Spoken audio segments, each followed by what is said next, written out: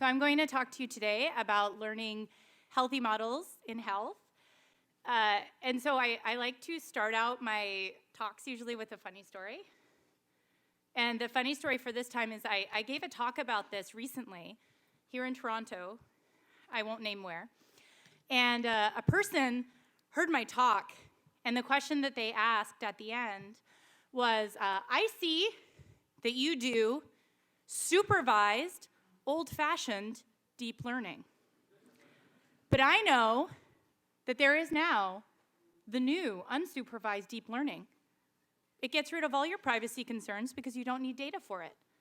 And I just, it was really hard to react because like, what am I supposed to say? Like, no, you don't understand? But so my request is, as you listen to this talk, please think of places where I could use the new unsupervised deep learning. So I learned the old supervised deep learning at MIT. I got my PhD there.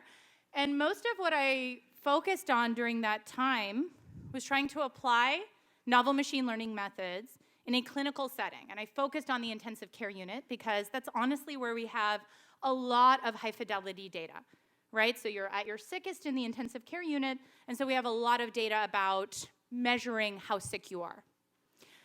But you might be thinking, why are you doing that? Why didn't you pick another domain to use machine learning in? Why did you choose health?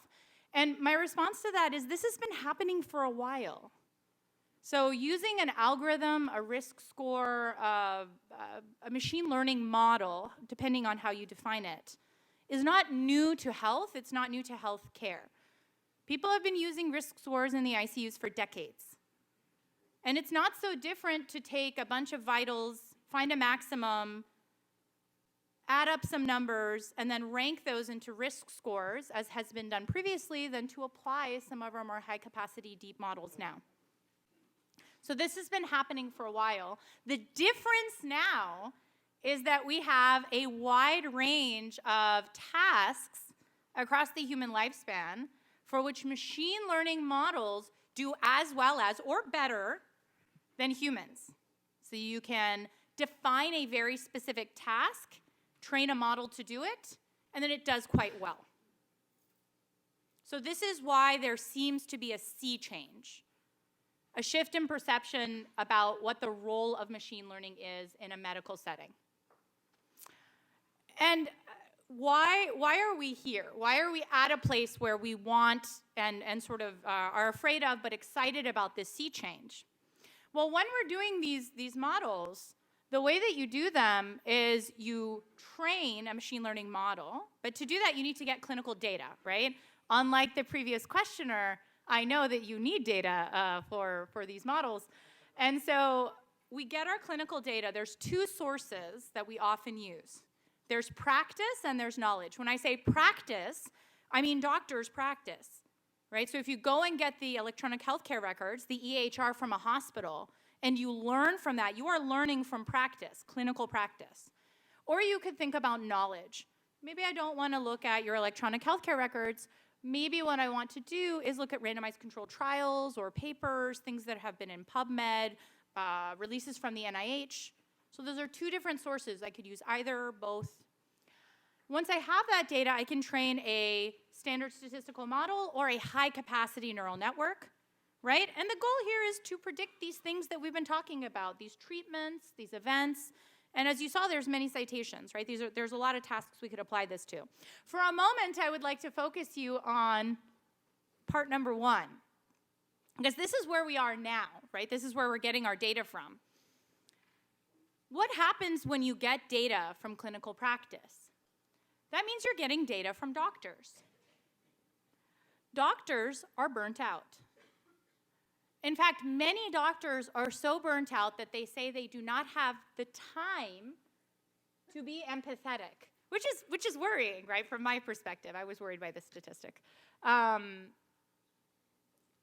the issue, additionally, is that these burnt out doctors who feel like they don't have time to be empathetic, let's be clear, have gone through a ton of training. But even doctors with ethics training still have human biases. And so there's a very well-established population health and epidemiology literature that demonstrates that the biases of society are reflected in the medical data that we have. And this is all, you know, no machine learning algorithm was harmed in the making of these papers. These are clinical references. So this is where we are without technology. Okay, so that's practice. Maybe you can say, well, practice is flawed because humans are flawed. Why are you even bothering with this? But then let's look at the knowledge that we have. You could say, you know, what if we just use the knowledge that we have? The knowledge that we have, the gold standard that we use is something called a randomized controlled trial. But randomized controlled trials are rare because they are expensive. So very few treatments are actually based on randomized controlled trials. When we have them, they are very biased. So 94% of asthmatics would have been ineligible for the randomized controlled trials that were used to design their optimal treatments. And then even if we get past this and we're now practicing in a way that we're confident with, if you look at top journals like Lancet, the New England Journal, and JAMA, over 10% of the 3,000 plus articles that go to those top journals in the past 10 years are what we call a medical reversal. And if you read these articles, they're very worrying. They say things like, well, that thing we've been doing that we thought was great, it actually kills people. Don't do that. So this is also flawed. This is where we are without technology. This is where we are without machine learning. So when people tell me, you know, I'm afraid of what machine learning is going to do to medicine, I say, well, I'm afraid, but not because of the machine learning part. I'm afraid because of the medicine part. But I think it's also a very challenging task. Like, let's not belittle the enormity of this situation, because what happens right now is when a patient goes to see a doctor and says, what treatment should I get? The question that's really being asked is, do you know of a person who is similar to me? Have you treated them? Was there a randomized controlled trial that addressed a person like them? Do you have information about somebody who's similar? So let's check. So there's a fantastic paper I force all my students to read. They're very depressed about it. That came out a few years ago that took 250 million patient records from 4 countries. And they asked a funny, I thought it was funny, question. How many people, what percentage of people with common conditions like diabetes, depression, and hypertension, these are common chronic conditions, do you think had a completely unique treatment history? Meaning if you look at 3 years of their medications, there will be 0 other people who shared those medications. I'm thinking 0.2%. But for diabetes, it's 10%. For depression, it's 11%. And for hypertension, it's 24%, which means for about a quarter of people, if you went into your doctor and said, just give me a medication that's similar to anybody in this 250 million patient record database that you have, that was similar to me, they would say, well, there's nobody. You have 0 nearest neighbors. That's it. And so it's really not the case that we're asking doctors to do just a simple thing, just go do it, right? We really do need complex models, high-capacity models for complex data. And I would argue that we don't want to just look at one source of data, because looking at somebody's electronic medical record when they are so sick that they are highly instrumented is probably not the important thing that we want to learn from. We probably want to learn from more data across the human lifespan. So the kind of work that I try to focus on is doing machine learning for health, and I focus on 3 areas. I'll go through a couple of examples in each of them. So first, what kind of models are healthy? For what kind of models are healthy, the things you should be thinking of are taking high-capacity data in the intensive care unit. These could be vitals, labs, notes, demographics, all of it, as it's generated in a time-varying heterogeneous fashion. And then learning something in real time. When I say real time, I don't mean you learn it as it's being deployed. I mean you take this data and then when you evaluate it, you play a patient record back in pseudo-real time so that you can evaluate how well it might do in a similar situation. And so in this space, one of the things that we tried to do is predict something important in healthcare. The first thing we tried was predicting mortality because it has a good label. This is not a joke. It's actually because there is a good label, and there's not for many things in medicine. So many people prior had looked at vitals and labs, but we actually decided to look at the notes. Why have many people not looked at the notes? It's because the notes look like this. So doctors typing is like their handwriting. It's really bad.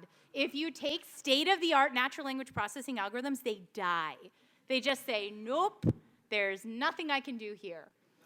So we used a topic model, a time-varying topic model. Talk to me about natural language processing later if you want more funny stories about this paper. And then we tried to represent each person as a distribution over these notes. But importantly, we learned what the topics were by maximizing the likelihood of the data that we saw. So we used generative modeling. Once we used the generative modeling to discover the notes that were most important, we showed that they were correlated with mortality and that the correlations made sense for topics like needing assistance with breathing versus I am getting cardiovascular surgery, so I'll probably be fine. And then finally, we compared, and this is very important in a medical setting, we compared the features that we learned to state-of-the-art acuity scores. So what you would actually use if you came into the doctor's office and were very sick. And we found that we did better. So the state-of-the-art clinical acuity scores get less and less relevant over time. That's shown in blue because that information gets stale. Those scores were made to do a quick assessment. But if you look at ours, which is in red, that gets better and better over time because we're using the full power of all of the record, all of the data that gets built up over time. And if you use both of them together, that's in green, you do best of all. But the depressing thing is that was the first paper out of my PhD in 2014. Look at those AUCs in that table. They're not getting higher. And the reason they're not getting higher, even though these subsequent papers are doing more advanced modeling and sometimes using more features from the data, is that there's a fundamental limit to what we can do in healthcare when we have flawed data. And when I say flawed, I mean things like things are mislabeled. Or often somebody is treated, but maybe that treatment was incorrect. So we're learning from, again, practice and knowledge that is flawed. So another thing that we've been trying to focus on is rather than using more complex and more clever data or modeling techniques on this data, try to predict things that might be more important or more generalizable. So we have recent work where our goal is to find a model that can do predictions across different kinds of EHR.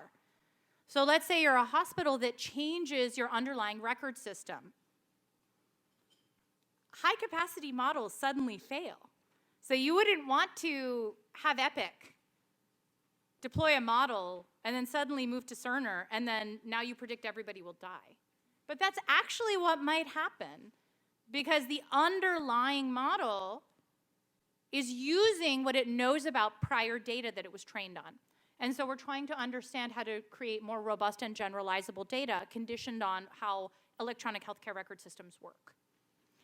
Another thing we're trying to do is move past predicting this very certain label of mortality, except for one guy. There's one guy that's dead and then he comes back alive in the data. We're not sure why. We've talked to the intensivist. I called the doctor. I'm like, what is this person? Why is he resurrecting? Can I talk to him? They said that breached HIPAA. I'm not sure why, but so instead of focusing on that, can we focus on something that's more actionable?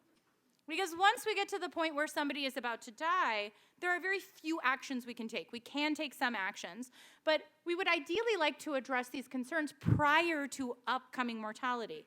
And so we're working on trying to predict things like the need for a vasopressor, the need for a ventilator. Do you need this kind of fluid bolus or that kind of red blood cell transfusion?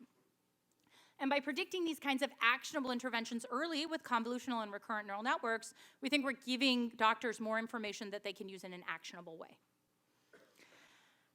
So this is one thing that we noticed. We were getting some people wrong in our models, and if you're a persnickety computer science machine learning person, you're like, I must get every example right. And so we were noticing in that last example that for some of the people, we were predicting that they could go off an intervention early, sometimes a day early, which we were unhappy about. So we went back to the clinician and said, hey, we're predicting these people early. What's going on? Can you help us make our models better? And he said, well, maybe you don't make your model better. Let's look at that data first for a moment. And so we have this fantastic example of a patient where we were predicting that he could be weaned somewhere around hour 15. So our model starts to say high probability, you can take this guy off of this vasopressor. And if you look at the corresponding note that's written about that patient, the nurse says right afterwards, yeah, you should probably wean this patient, but that patient wasn't actually weaned. The data, the label, the information we're using to penalize our model to tell it whether it did the right thing or not is what actually happened to the patient in blue. That patient was not weaned until hour 45, which means the model is being told, you got this wrong, you got this wrong, you got this wrong, for 30 hours after it predicts that it could have a wean for this patient, even though the staff agrees, probably could have weaned this patient. This is not something that model complexity is going to solve, right? We can't just throw a fancier model at this. This is something where we need really deep thinking about the issue. So we want to predict these actionable insights in healthcare now, right? We don't just want to predict something, we want to predict these actionable insights. And so the last thing that I'm going to talk about in this span is how we might do things that a doctor would want in the moment, right? So maybe I don't just want to predict, will you need an intervention, because that's mostly for planning. Maybe I want to predict your specific response to a drug and to different kinds of drugs. And so one of the things we've worked on is trying to take somebody's physiological signals and anticipate what kinds of responses they will have when they are given a drug. And another thing that we've worked on is trying to take images of cells when they've been given different amounts of a drug. You've put different amounts of drug on that cell, and then anticipate what the concentration of drug put on the cell will do to the morphology of the cell. And then finally, another really important thing to sort of think about is, how do you give this information back to the clinician, right? Do I just give them a bunch of risk scores? Do I give them a number? And so we've worked on taking hundreds of thousands of X-ray images and learning how to generate the radiology report that might have been written about that image, along with a prediction of what sort of clinical diagnoses might be relevant. Because by forcing a model to both be human readable, right, penalizing the language it generates, and penalizing its clinical accuracy, we think we can generate a better model, something that's more robust. So the last thing that I'm going to talk about in terms of research is why we should move beyond these really fun technical questions and into questions beyond the obvious, right? And it's because human health and healthcare is fundamentally about relationships. And as we've discussed before, humans are biased, right? So we want to make sure that the technology we make doesn't make that worse.